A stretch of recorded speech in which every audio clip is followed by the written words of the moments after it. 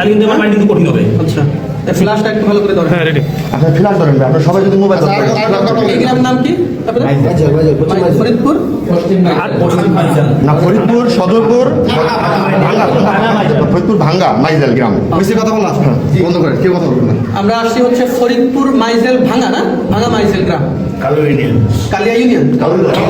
আচ্ছা আচ্ছা আচ্ছা। এখন এখানে আমরা এসে পেয়েছি একজন ইমাম সাহেব হচ্ছে এখানে নামাজ পড়াইতেছে এবং একই সাথে তিনি একজন খ্রিস্টান এবং এই এলাকার ভিতরে খ্রিস্টানদের দাওয়াতি কাজ করে।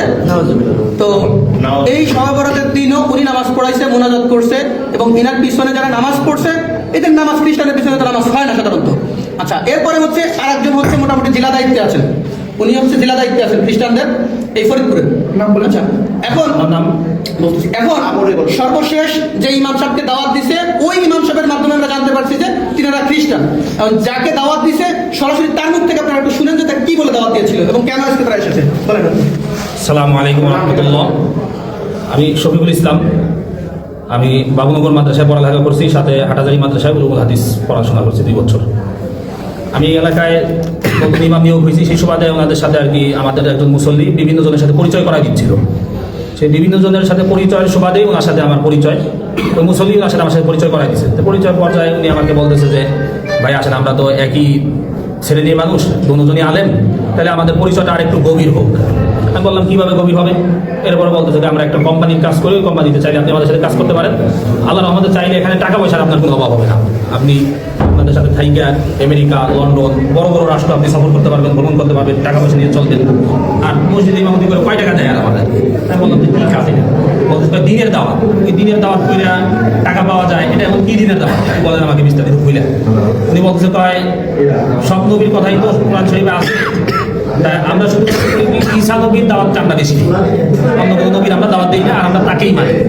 তা আমি বুঝতে পারলাম যে এখানে আসলে উনি খ্রিস্টান মিশনারিদের একটা কাজ চক্রান্ত, যার কারণে আপনাকে আস্তে আস্তে আস্তে আস্তে আমার লাইনে আনার পর্যায়ে এক পর্যায়ে কত মুসলিম ফোনে আমার সাথে বলতেছিল যে কোরআনের মধ্যে মুহাম্মাদের নাম আর কয় জায়গায় আছে, তার থেকে আমাদের ঈসা আলাইহিস সালামের নাম, মাসিহা ঈসার নাম আরো বেশি জায়গায় আছে, এরকম বলতেছে। পরে আমি গতকালকে সর্বশেষ জিজ্ঞাসা করি যে ভাই আমার তাহলে উনি আমাকে অনেকদিন ধরে পারাপারি করতেছিল যে আমাকে কি দিবে, ওই তরিকা দিবে, কিছু কিতাবাদি আমাকে দেওয়ার কথা ছিল, কিন্তু তরিকা না দেওয়ার কারণে কিতাবাদি উনি আমাকে দিচ্ছে না। বলছিল তরিকা যদি আপনি নেন তাহলে আপনি কিতাব খুঁজে আমার থেকে নিতে পারবেন, এছাড়া তরিকা না দিলে আপনি আমাদের কোনো কিতাব পাবেন না। বললাম যে তাহলে কি করতে হবে? আপনাকে আগে তরিকা দিতে হবে। তরিকা কিভাবে নিব? এই তরিকা নেওয়ার জন্যই আজকে আমার এখানে আসা।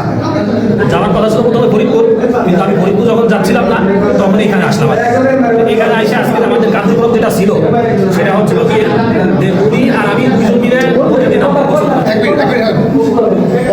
আজকের প্রোগ্রাম যেটা ছিল সেটা হচ্ছিল কি আমরা দুজন একসাথে নদীতে নামবো, উনি আমার মাথার উপরে এইভাবে হাত দিবে, হাত দিয়ে বলবে যে আপনি কি মাসিহা ঈসাকে একমাত্র মুক্তিদাতা হিসেবে মেনে নিলেন এবং এই ধর্মের উপর কি আপনি থাকার জন্য প্রস্তুত?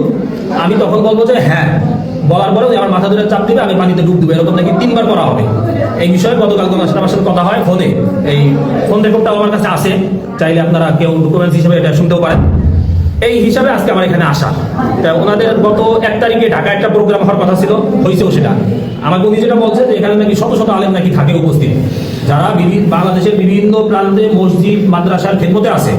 আমার সাথে ওনার সাথে ভিডিওতে কথা হয়েছে, ওইখানে উনি আমাকে পরিচয় করা দিচ্ছে একজন আলেম যে সে নাকি মিশর আল আজহার বিশ্ববিদ্যালয় থেকে নাকি পড়ালেখা করে আসছে। তাই উনি আমাকে যখন পরিচয় করা যায় তখন উনি এখান থেকে বলতেছে কাইফা হাল, আমিও এদিক থেকে বললাম যে কাইফা হাল ইয়া আখি আলহামদুলিল্লাহ এরকম বললাম। এরপরে দেখুন আমার বাংলা বলতেছে, তাই বুঝলাম যে উনি মিশর থেকে পড়ালেখা করে যদিও আসে নাকি সত্য না মিথ্যা আল্লাহ জানে, তবে উনি আর কি আরবি কিছু পারে। এইভাবে করে আর কি কথাগুলো বিষয়গুলো আগাচ্ছিল। পরে আমি আমাদের ভাইদের সাথে, আমাদের মোনাওয়ার ভাই, তারপর ওই পাশে একটা মোনাওয়ার মাদ্রাসা আছে, মাদ্রাসা শিক্ষক উস্তাদ সবার সাথে আমি পরামর্শ করি বিষয়টা নিয়ে যে ভাই কীভাবে কী করা যায়, কোনটা আমাকে বাকি দিক নির্দেশনা দেয় যে আপনি এইভাবে করে আগান, তাহলে আশা করা যায় আমরা আমাদের বড় একটা গ্রুপকে ইমানের হেফাজত করতে পারবো। এই হচ্ছে আমাদের আজকের বিষয়। বাদ বাকি কথা তাই আশা করি স্বীকার করতে হবে। এই জন্যই কারণ সকল প্রকারের ডকুমেন্টস আমাদের কাছে অলরেডি আছে, আমার কাছে আছে। এই যে কিতাবগুলি দেখতেছেন, এই কিতাবগুলো উনি আমাকে আগে অনেকবার বলছে যে কিতাবগুলো আমার কাছে আছে, কিন্তু দিবে না কেন? তরিকা না দিলে নাকি কিতাব দিতে পারবে না।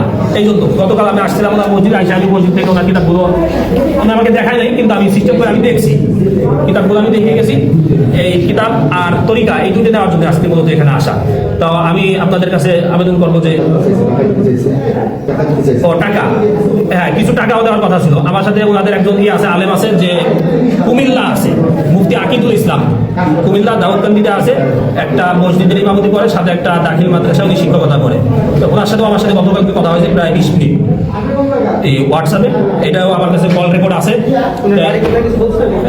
উনি আমাকে আগে বলছিল গোপালগঞ্জ, কিন্তু উনি তো মাত্র স্বীকার করলো যে আকিবুলের বাড়ি নাকি বাগেরহাট, এরকম আমাকে বলছিল গোপালগঞ্জ, কিন্তু মাইক দেওয়ার ভয়ে হয়তো উনি ই করছে, এখন হয়তো সত্যটা বলতেছে, বাংলা আগে সত্যটা বলছে, এটা বলছে আর কি বলছে। তাই আকিদুল নাকি এই মাসে 10 জন মুসলমানকে খ্রিস্টান করে ওইখানে নিয়ে আসছে, উনি বলছেন আমাকে যে আকিদুল একজন ইমাম সাহেব, সে 10 জন খ্রিস্টানকে আর কি মুসলমান যারা খ্রিস্টান হয়েছে গত এই 1 তারিখের সেমিনারে উনি নিয়ে আসছে।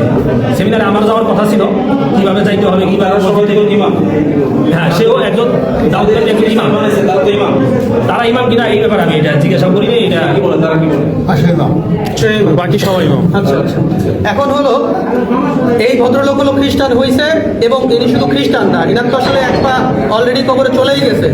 তো ইনি এখন এই গ্রামে দাওয়াতি কাজ করে, এই মসজিদের ইমাম সাহেব, এবং এই অঞ্চলে উনি খ্রিস্টানদের দাওয়াতি কাজ করেন। এখন আপনার নাম হলো, আপনার নামটা বলেন। হাবিবুল্লাহ বাহারি, একটু জোরে বলেন। আচ্ছা, প্রথমে পরিচয় দিয়েছিলেন কি মাওলানা মুফতি হাবিবুল্লাহ বাহারি, পরিচয় উনি প্রথমে দিছে, ওনার নাম হচ্ছে মাওলানা মুফতি হাবিবুল্লাহ বাহারি। এরপরে বলছে উনি ফাজিল শেষ করছে কোনিয়ালিয়া থেকে, দিগনগর থেকে ফাজিল শেষ করছে, আবার মাওলানা মুফতি শেষ করছে।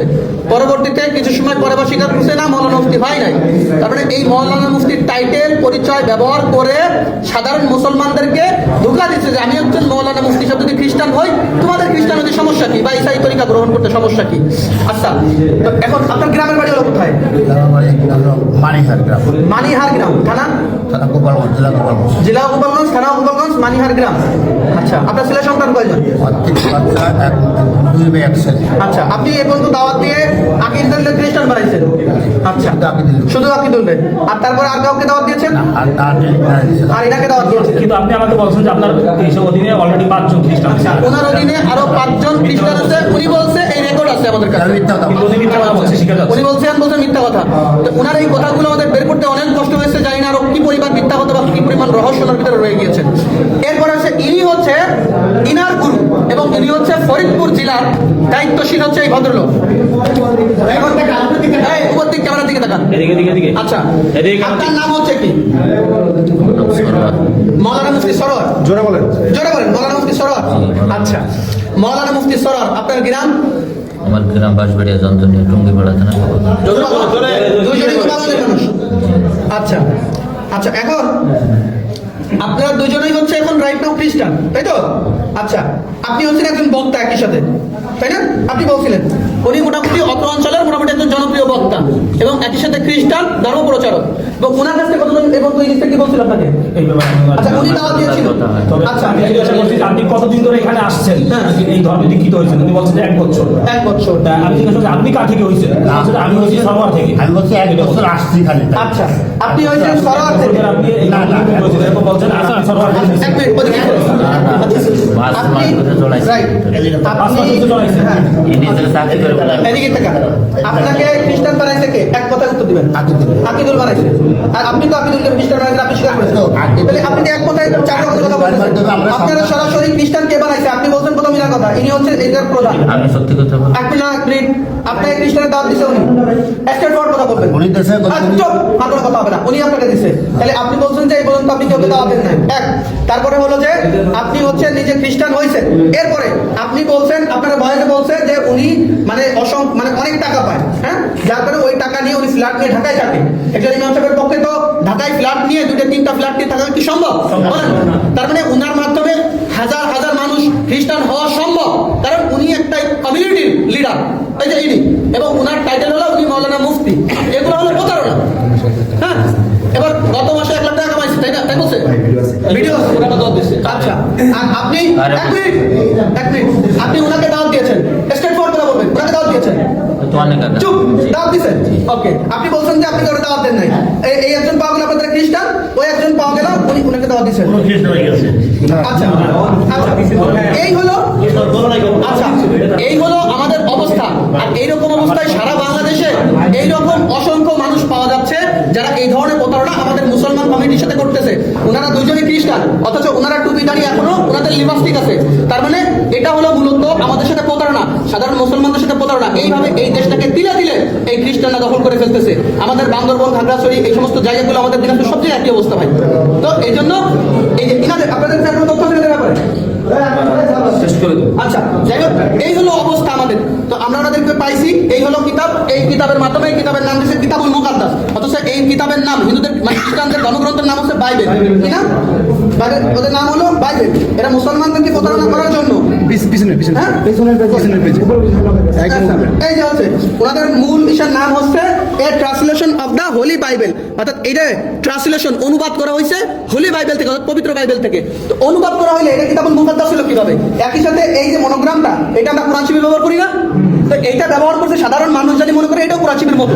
হ্যাঁ, এইভাবে এই দেশের মানুষদেরকে প্রতারণা করতেছে, এরকম শত শত বই ওনারা করছে। যাই হোক, এই ছিল আমাদের আজকের বিষয়বস্তু। আসসালামু আলাইকুম ওয়া রাহমাতুল্লাহ।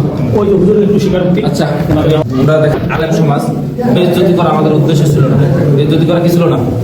একজন মানুষ আমার করে কিতাবুল মুকাদ্দাস আছে, বাইবেল আছে, আমি যেহেতু দাওয়াতের কাজ করি, আমি পড়াশোনা করি, এই জন্য কেউ তোমাকে খ্রিস্টান বলতে পারে না। এই জন্য মূলত আমরা আসছিলাম যেটা কি, কিন্তু যেহেতু তরিকাবন্দি দেয়, যে তরিকাবন্দি দেয় তার ব্যাপারে আসলে খ্রিস্টান না এ কথা বলা যায় না। যে তরিকাবন্দি দেয় সে কি খ্রিস্টান। যে আমার কথা বলছেন, আপনি মুসলমান না হলে তারা কোনো খাদ্য করে মুসলমান করাতে পারবেন না, আর একজনকে কালিমা পড়ে মুসলমান করাতে পারবেন না, এটা কি না? সম্ভব না। অর্থাৎ আমরা মূলত এই কথাগুলো বলি এই জন্য একটু চাপ সৃষ্টি করি যে আসলে বিষয়টা কি। আমরা ওনাদের কাছে একটু চাপাচাপি করছি যাতে যে আমাদের ভাই দিন শেষে তারা সবাই আরো মা সন্তান আর মুসলমান ইমানদার হলে কোনো কথা মোবাইল করে কথা বলবে না, কিছু করে কথা বলবে না, কথা বলবে। এই জন্য আমরা তাদেরকে জিজ্ঞেস করছিলাম, ভাই আমরা তাদেরকে কি করছিলাম জিজ্ঞেসের পর আমাদের সরোয়ার সাহেব উনি এই যে আমাদের হাবিবুল্লাহ বাহারি সাহেবকে বাইরে এই করে বাপ্তিস্ম করেছে, তাই তো? হ্যাঁ, এই যে বাপ্তিস্ম দিয়েছে, আমরা আসলে সম্মানিত মানুষ, আমরা চাই না এটা করতে, কিন্তু শয়তানের দোকায় করে হয়তো করে ফেলছে। তওবার সুযোগ আছে প্রকাশ্যে, যেহেতু এটা কবে কখন করবে এটা আমরা